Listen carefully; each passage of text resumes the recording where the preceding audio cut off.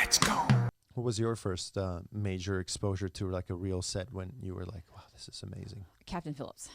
It was hands down. I mean, I've done smaller things, but to have, and this is like to this day, I still can tell you what I was wearing and the smells and the air and like the atmosphere is like the first day on that show when I stepped onto that pier at the naval base, and Tom Hanks is probably like 5 feet to my left, and you could just see that stars and magic in my eyes because all this like mega millions of Hollywood is unfolding in front of me.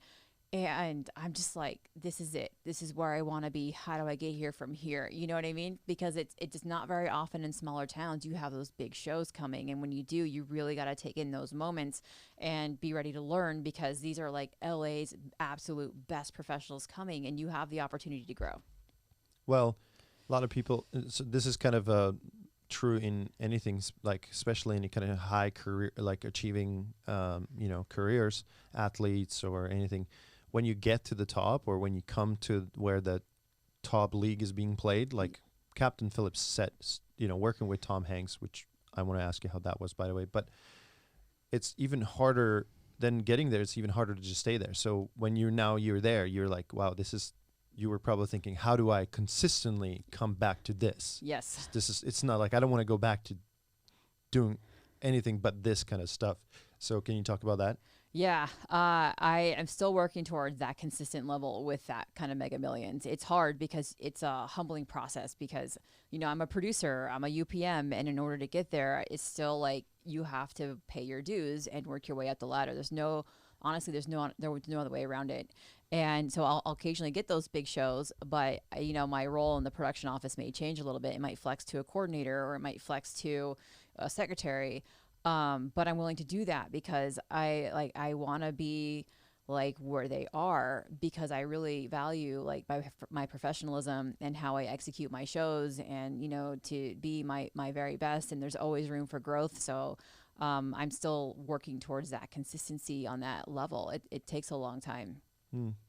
What was your process of the climbing of the ladder? You're a UPM now. You consistently getting kind of booked as a UPM, Yeah. or on that level.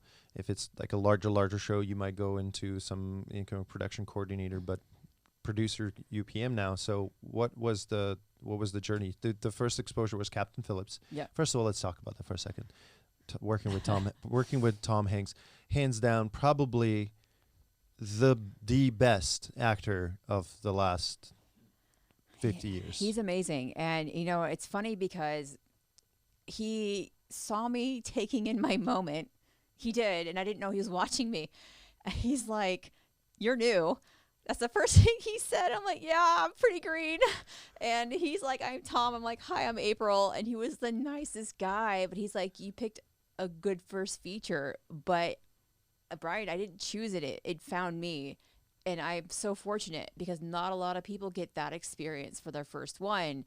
But it blows my mind that he knew I was so new to the industry, because you can just tell.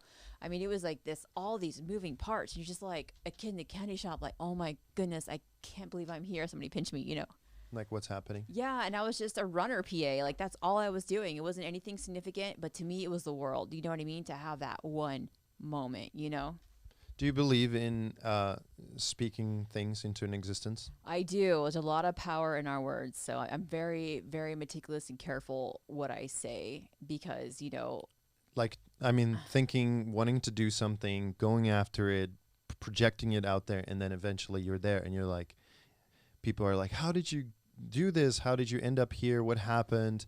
And for me, I'm like, no, I knew it. I knew that I was going here.